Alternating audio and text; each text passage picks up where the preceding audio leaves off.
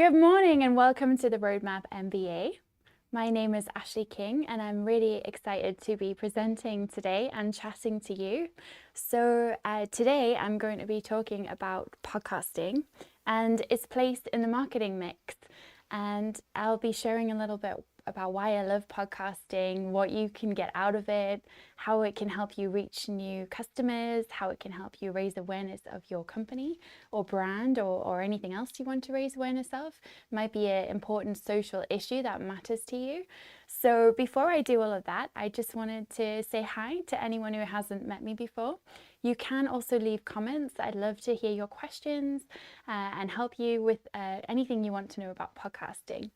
So my name is Ashleigh King. I call myself a podcaster and creative entrepreneur, and I really like to say creative because that's really important to me. So I have a podcasting studio called Flamingo Heights, which is in the Ousbourne Valley, a very creative area of the Northeast. And it has different rooms with different functions, but we have a podcast recording space.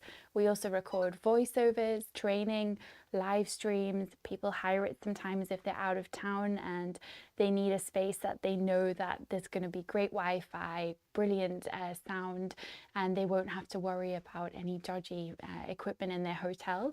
So it's going really well. I'm really enjoying it, and a lot of what I talk about on this show for Steve Pugh is my experience of running a business as a female entrepreneur who happens to be neurodivergent. And you will hear me also talk about podcasting a lot because that is what I do every day. I get paid to chat, which I love. So I'm going to be talking a little bit about podcasting and why I think you should know about it, but also its place in the marketing mix. So first of all, some people don't know what a podcast is, so I will share with you. So a podcast is a piece of content that you can listen to and access anywhere. You can download them to listen to. It's like a piece of radio content. Sometimes it can be audio only. Sometimes it can be audio and video. And what a lot of people and a lot of clients that I work with don't realize is that if you have content already, if you have a Facebook group and you are running a business and you are going live every week to your coaching clients or people you're working with, or teaching them how to do something, or even Instagram lives, you could start a podcast from some of that backdated archive material. So there's a lot that you can do with content you already have.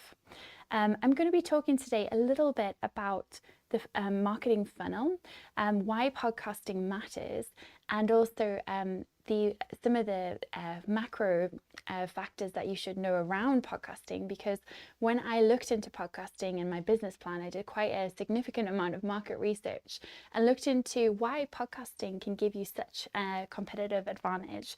So whether you have a business or whether you're just interested in podcasting, I'm here today to chat to you and tell you a little bit about it all. So the first thing I'd like to share is a little bit about the marketing funnel, which is called AIDA, AIDA. You've got it here on the screen. So if we look here at this funnel, it's a very crudely drawn picture, but you'll see that you've got four things. You've got awareness, interest, desire, and action. Now, one of the things I wanted to point out is this is a marketing funnel that it's been, when you look into the theory of it, people have said that it could have been used for around 3 centuries. It's been developed in much more detail. Nowadays, there are things that are added to it like ambassadors or loyal supporters. There's things like consideration. There's all kinds of new steps, especially as we have more and more technology at our hands and fingertips. However, today, to keep it simple, because we've got learners and listeners from all walks of life, I'm just going to talk about it in this very simplistic framework. So we have, first of all, awareness. So if you're going to start a podcast, what is the value of this model? Well, if someone's listening to you and they don't know who you are, they've never heard of you before, what you can do is you can actually raise awareness of your product, service, or a social issue that's important to you. Now, it is important to find the right listeners, but this is where you will have potentially lots of new people, new faces who might come across you, who've never heard of you before, and you're raising awareness of yourself and your brand. The next bit is interest. So people will move through from just being aware that you're doing something. So an example might be, today I'm talking to you on the Roadmap MBA. I'm guest presenting for my colleague Steve Pugh, who runs the Roadmap MBA. However, there will be people and listeners on his channel who've never heard of me or my podcast, Nurture Your Zest. So they will become aware of me. So at this point, they have an awareness. Now, if anyone listening hasn't heard of me, what you might find is you've just heard that I have a podcast called Nurture Your Zest. So what might happen is you then have an interest, which takes you to the next step in the funnel. So you may desire to, with that interest, you might then think, well, I don't know who this girl is. I don't know what she's talking about. So I'd like to actually go and find out a little bit more. What makes her credible to be a podcaster? What makes her credible to have her own space? So you may then have that interest to go and find out more. Now, when you go through that next step, you then might have a desire to look at my website, look at my YouTube portfolio or my back catalogue of episodes. You might wonder, well, what is it that makes this person think they know what they're doing? And you can apply this to anything. I'm just using me as an example. So you might then desire to find out more about podcasting. So you might want to send me a message on LinkedIn or something like that, or drop a comment today. So your desire might be to ask a question, which please do. If you've got any questions, I'd love to hear from you in the comments. And then you may be inclined to take an action. So your action would be potentially send me an email, ask a question. It might be that you go on YouTube and look up how to start a podcast, or it might be that you do something else. But this is a really great tool. Now, we've talked a little bit about you as an audience, but if you were a podcaster, how does that apply to your potential customers? If you were thinking of starting a podcast, why should that matter? Why is that important? So this is where you can raise awareness of your product or service. You can gain the interest in more depth. You can teach your customer or client about something that maybe they need to learn a little bit about, or you educating them, you're engaging them, you're entertaining them. So you're just helping them to learn more about you and what you're doing. It's all about value. It's all about helping and supporting. And then potentially there may be a desire to work with you or to ask questions in which you're able to serve your audience. And then they may choose to take an action. So this is a very simple framework, but I just wanted to point that out. So in terms of podcasting and its place in the marketing mix, there are many ways that businesses use marketing to reach potential customers, and you'll hear that and go through marketing in any MBA program or any business course. So there are ways that you can contact people through social media. Sorry, I said contact. What I mean is connect with people. You can do that through websites. You can do that through direct mail, so postcards, leaflets. You can do it through flyers. You could do it through networking and one-to-one events. However, podcasting is a unique way to connect with people, in my opinion, because they are listening to you when they are in their own private space at their own convenience. So if someone's not able to sleep at night, you can't go networking with them. It's not appropriate. You know, everyone has their own family lives and things to do. And if you were networking with someone and talking to them, it's kind of rude to chat to them while you're doing something else. But if you were washing your dishes, you can listen to a podcast. If you're driving a long drive to Aberdeen, or, you know, from one area of one region to another, and it's going to take you a long time, having those ways to connect with people can be really helpful because they're listening to you in their own space. So I would say that podcasting is actually creates a way for businesses and individuals to connect with their audiences in such a unique way. And again, when we talk about its place in the marketing mix, if you look at standard marketing practices, you've got ways like raising awareness, as we said, leaflet drops, websites, things like this. But actually getting people to that stage where they're aware of you, they know you have a podcast, they know what they're doing, will actually help to build that interest. So they may go on your website and then they may take an action like book a call with you or send you an inquiry. So it can be really useful as just a starting point to connect with people in a very natural way, which is nice.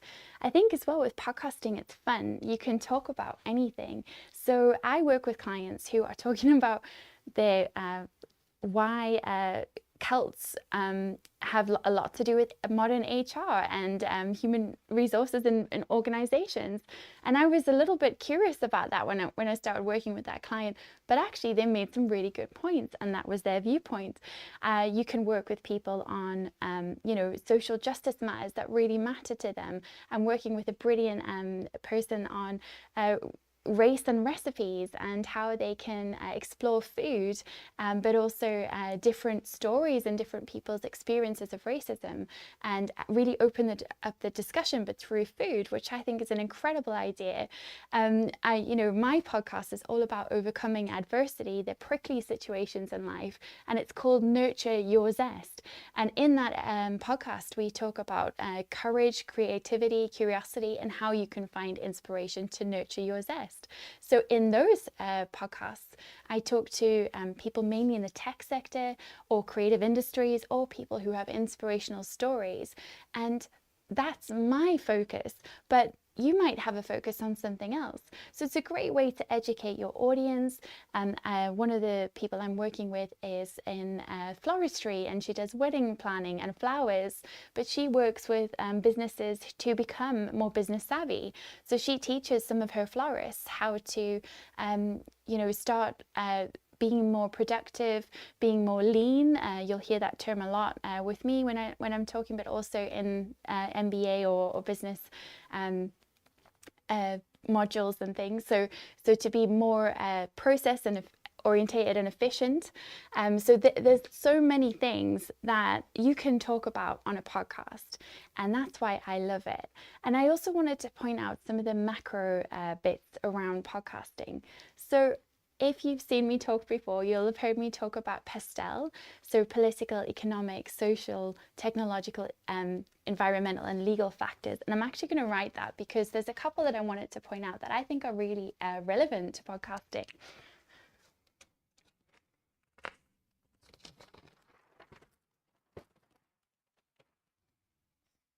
Okay, so some people write them one way, some people write it the other, but this is the way that I'm going to write it today. So first of all, political. So what could be a political issue around podcasting? Well, freedom of speech is a huge one. So I don't want to get too political, but we know that there is conflict at the moment in Russia and in Ukraine. And before that conflict came out, in recent years, there has been a lot of I'm trying to think of the correct term, protection of free speech, so around journalists and what they're able to say, and that has affected podcasting. Also, in terms of podcasting, you have people who will have a viewpoint on the far right and on the far left and all the way in the middle. So it's a really important factor that, although you can talk about anything and you can find people in your own audience and niche, remember that it is important to be values focused and think about what matters to you and try to honor that, because that will help you with anything that starts to feel murky. So with political, we have freedom of speech.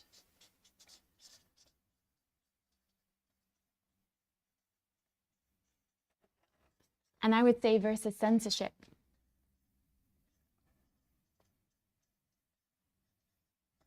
And we have far right and left. So those are some key things that I picked up when I was looking into podcasting. In terms of economic,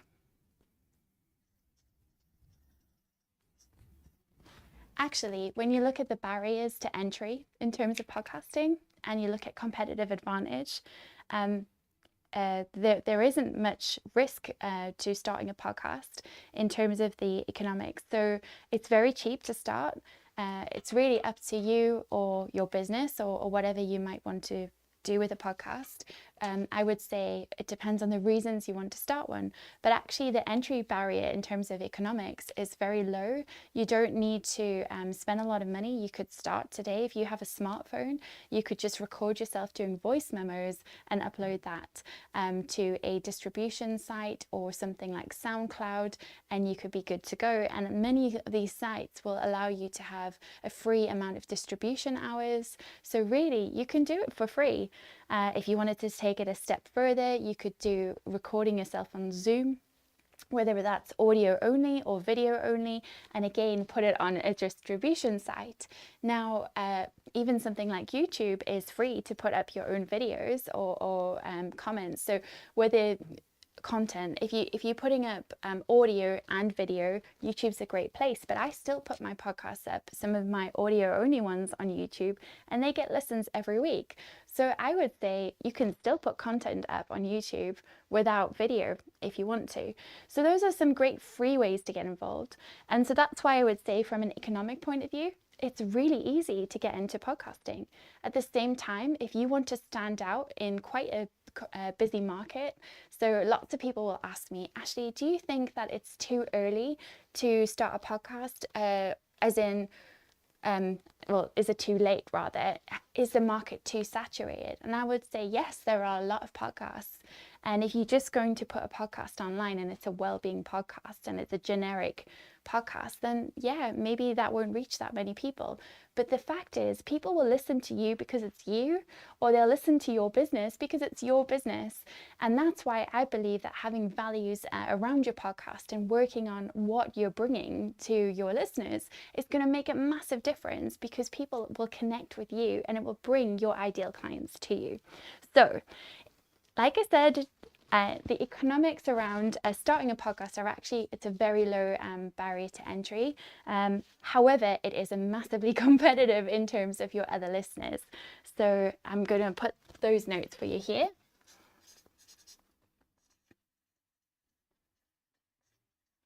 So there's a low barrier to entry from a price point, but high competition. And so you can stand out by having your own USP or USV, which I'm saying for unique set of values. Okay, so in terms of social, this is a really important one. So we talked about a little bit about far right and left, but in terms of the conversations you can really connect with people. You can make a platform, you can move the discussion on really important social matters. So for instance, in my own podcast, I've been surprised by some of the topics that have come up. I'm just thinking, I don't know what flags up in the algorithm for YouTube as offensive, so I won't say some of them, but what I do know is we've talked about, difficult situations that many families go through. We've talked about things like neurodivergence, having long-term illnesses and trying to cope with that, trying to manage a complex work-life balance or other challenges that life throw at you, grieving, going through losing a loved one, losing a relationship, losing your sense of self. So I'm really proud that actually the podcast I've personally created has touched so many people all over the world. I have listeners in Finland, in Uganda, in Alaska and Trinidad, and I look at my stats sometimes and I think, why have they heard of this, and how have they heard of this, and what makes them want to listen to a South African girl living in Newcastle? But there's something about me that they connect with, and that's really lovely. And there'll be something about you, if you want to start a podcast, that they'll want to connect with you. So from a social point of view, it really connects us globally, and it's opened up the world for many conversations that maybe we weren't having. I've learned so much about other cultures. A simple example is when I did a podcast for World AIDS Day, I spoke to somebody about AIDS and some of the challenges that people who have AIDS may experience, the stigma around AIDS. And what I found is that I had such a different viewpoint, because I grew up in South Africa and AIDS is not uncommon. There are many charities that I was personally involved with as a young child, helping mothers and babies, helping mothers to learn how to wash their babies, and helping many children who were orphans because of AIDS and things like this. Whereas in the UK, there was a totally different viewpoint with my guests, because we were talking more about the LGBT culture and subcultures and how much of a huge impact it had on the UK social structure in the 80s, as well as the States and other areas. So I would say that we will all have such a different perspective, but podcasting gives you that opportunity to have these discussions in a way that feels meaningful and safe in lots of ways. So I'm going to put here, social gives us a global platform,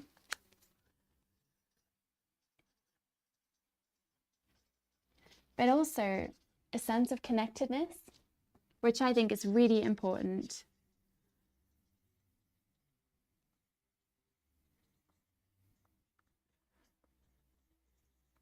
A word of warning on that front, I'm working with a client at the moment, and we are doing some great series. We're doing 8 episodes. We're going to be working on different topics that are important to them, that they want to highlight and raise the visibility of.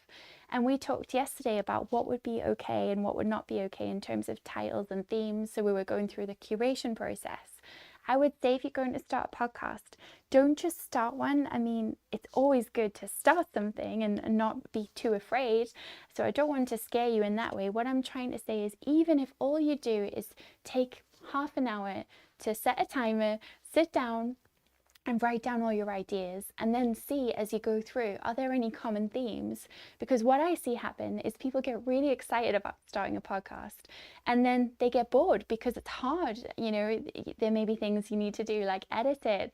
There may be things like maybe one day you wanted to talk about something, let's think fast fashion, and why fast fashion is a problem and how it impacts the environment. But then another day you want to talk about your favorite colors in the rainbow.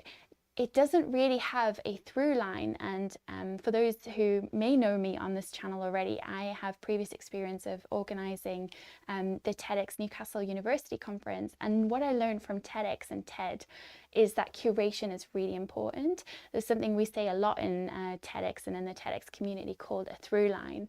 And it's basically that anything you do, any content you produce, any podcasts you produce, any speaking that you produce, or any speech you write should have a through line. So you should have something or some things that are themes that you will use over and over again. So if you are creating a series or something like that about social issues or social matters, it doesn't mean that you can't talk about anything and everything, but it means there should be some sense of format and consistency, because that really helps your audience. It helps the people who are coming on your show and might prepare by listening to some of your previous episodes, but it also helps you to connect with people because they know what to expect. It makes them feel safe when they listen to you. So another thing about the social matters is just be mindful, if you are a business, that if you are going to take a stance on something, it's very hard nowadays to have a view that is completely neutral. So it's just worth thinking about, where your line is, the kind of issues you may get if you put out a podcast on a particular topic, and what your potential answers might be to that. So I had somebody say this to me the other day, where they were thinking, well, actually, I might do something about women in business. And I was like, great, I do lots of things about women in business. And then a colleague said, well, actually, that might be quite controversial. And that was so interesting, because I'd never heard that viewpoint, because I am a woman who happens to be in business. But there are other people who will share a different opinion to me. And their view was that if you do something on women in business, doesn't that mean that men in business aren't important? And that's a really important matter and topic to say, because I think for me, actually, I'm really concerned about men and, men's mental health and well-being. So I was able to have this wonderful conversation with a colleague and talk about where the boundaries were on the women in business content that I might want to create. And actually some of the themes that I may or may not want to talk about, some of the questions I might get and how I might answer them. So I think it's really important just to touch on that social matter, that if you're going to talk about hot topics or difficult things like that, you should really, really think about what you feel comfortable saying and what you want to say.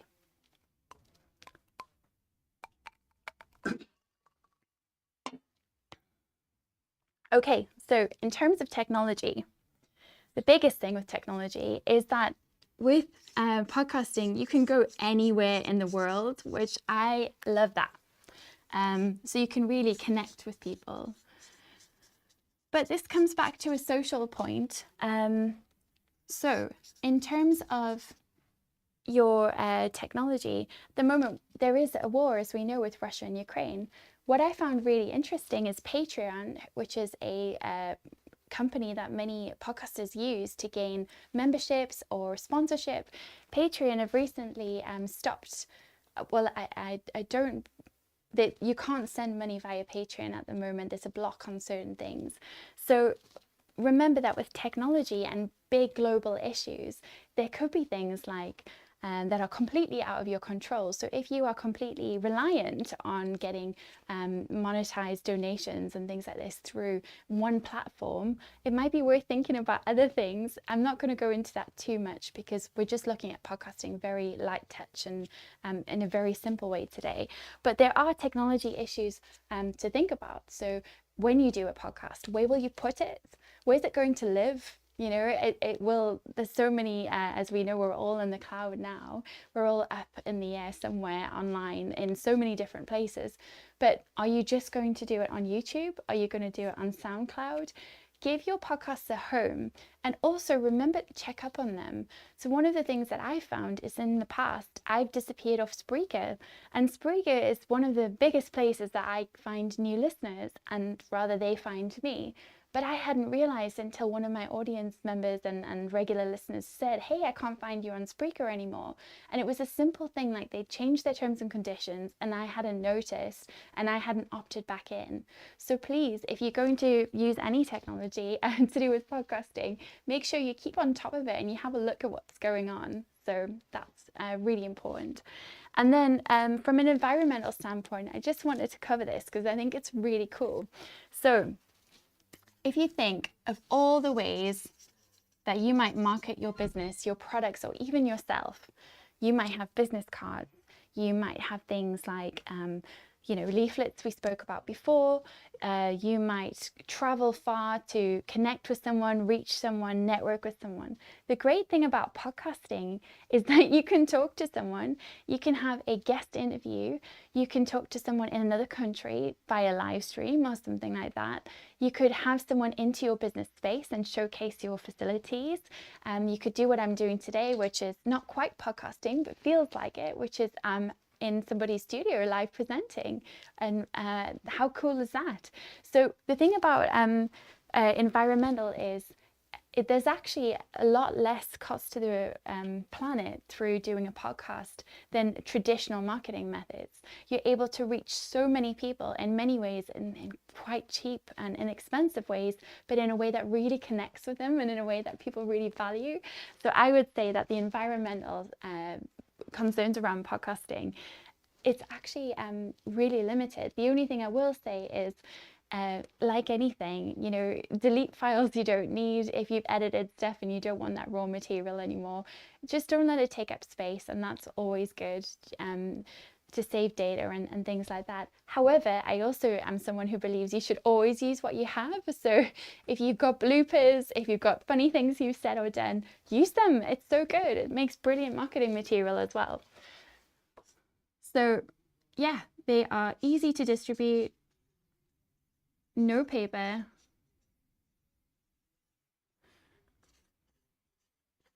and they don't take up space. So it's not like having, lots of leaflets and things like that. But you reach so many people.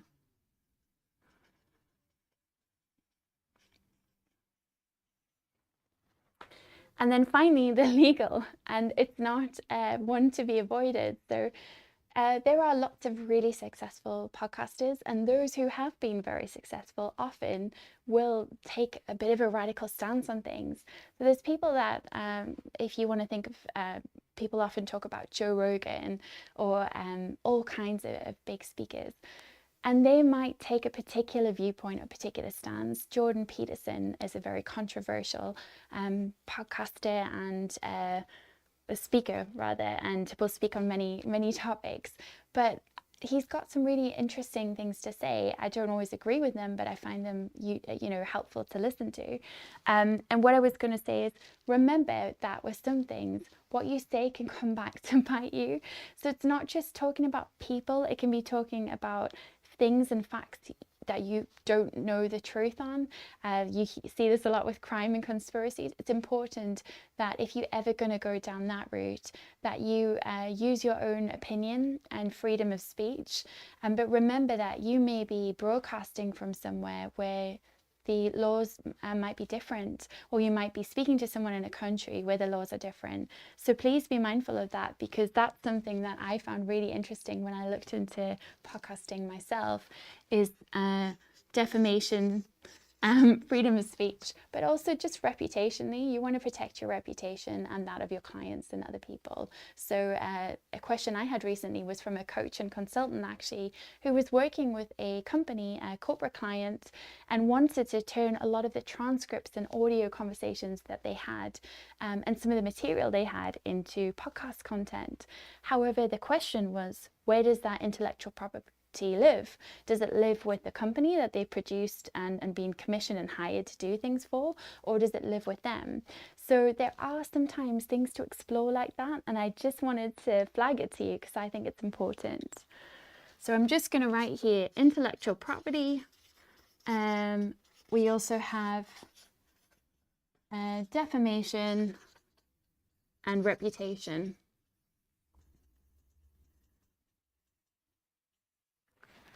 So those are some of the things that I thought were really important when I looked at some of those factors, and I think that's helpful to know. So I wanted to tell you a little bit more about podcasting from my point of view in terms of what it's done for me. So lots of people will say to me, I wear this hat all the time. It's my pink hat, and they love it. And I actually haven't been wearing it for very long. I've only had it on for since July last year. So it's not something I've worn very often, but it's something that I started to use in my podcast as well. And when I go networking and when I'm guest presenting like today, and it's become part of me and part of my personal brand. But what's happened now is I go to events and I get called pod girl, or I get, oh, you must know Ashleigh, she has the pink hat. And so it's not something that I ever expected, but it's been really helpful. And so podcasting can really help you to grow your personal brand. But I always like to say to people and help manage expectations that you're not necessarily going to make money because you have a podcast. In fact, Ian Farrar, who is a podcaster, he has the Far North podcast. He has the Industry Angel Business podcast, but has a business called Far North. But Ian Farrar has told me in interviews before that actually you don't make money because you have a podcast or because of your podcast. It's because you have one, because of the people around you, the people you interview, the conversations you have, the way you build trust with your audience. It's taking them on a journey with you. And so what I would say is, I haven't necessarily made money from my podcast directly, but indirectly, of course I have. I'm in a brilliant position now where people might invite me to speak on a panel or at an event, and that's a paid opportunity. Whereas in the past, I might have done that for exposure, or, with the hope of getting an opportunity. Podcasting can be brilliant in terms of helping you to work out who your ideal audience is, because you're going to go through a lot of exercises like that to think who will listen, who do you want to connect with, all of these different things. So I would say that podcasting is a great way to really connect with people. I want to share as well, for anyone who might be scared or think, well, how is it going to help me? So I started podcasting in 2019. I had no idea what I was doing. I just had featured on somebody else's show, and I got some feedback that I had an interesting and unusual accent, and they wanted to hear more of it. So I decided to give it a go and just try a few episodes. But what I did was I chatted to people that really interested me and inspired me, and then I shared those conversations, and those conversations had so many people start to listen and all over the world, and they started to feel inspired and they started to share their stories with me. So what I want to say is I had no experience. I did work with a professional studio. I found myself a sponsor, Tim Lazinski from TL Multimedia, who's been tremendously supportive of me, as well as Paul Scurra of That Branding Company and Blind Sea Photo. But however, having those sponsors really helped to give me the opportunity to go and record a podcast that was really high quality. So it meant that right from the beginning, I was able to step into the shoes of what I wanted to do already. And I think that's a really important thing to think about. When you tell people and friends and family you're going to start a podcast, they might not get it. They might think, well, why? Isn't there already enough podcasts?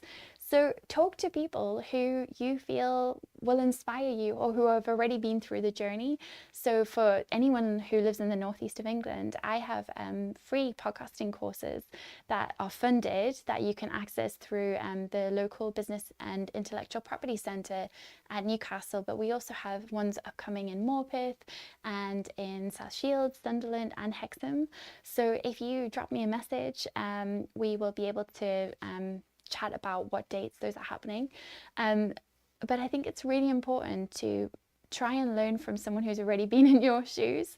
It's also important to remember you can start with what you already have, but a little bit of planning will really help you to connect with the people you want to connect with, so that you don't fall off at the 6th episode kind of plateau that many people do, and so that you get actual real results from what you're doing. So that's all I wanted to say on podcasting for today. If anyone wants to reach out, you can find me at Nurture Your Zest. I have a YouTube channel as well called Nurture Your Zest. I'm on Facebook. I'm mostly on LinkedIn. I'd love to hear from you. There are different ways you can work with me, and I'm mainly working with businesses at the moment to help them create short episodes, so about 8, 12 or 6 episodes for a season, and that helps them to showcase their research and raise awareness of their businesses. But I also work with some people one-to-one, especially on their confidence blocks around public speaking and why anyone would want to listen to them, because a lot of people have fears around their voice and hearing their voice back, and it's so interesting the things we carry with us. So that's all I wanted to say for today. It's always nice to be here on a Tuesday morning. I will be back. I'm doing this every fortnight, so I'll see you in 2 weeks. I'm still thinking about what I might share in that time. I think I'm probably going to talk about TEDx, my journey with TEDx, why I love it so much, and what I learned from being the executive producer of an online conference during lockdown 2020 and 2021, and I think that should be quite interesting. I'll also include some tips on how to be a TEDx speaker, because I get those questions all the time, so I figured it's good to make some content that I can point people towards. So thank you so much for listening, and I hopefully will see you again soon.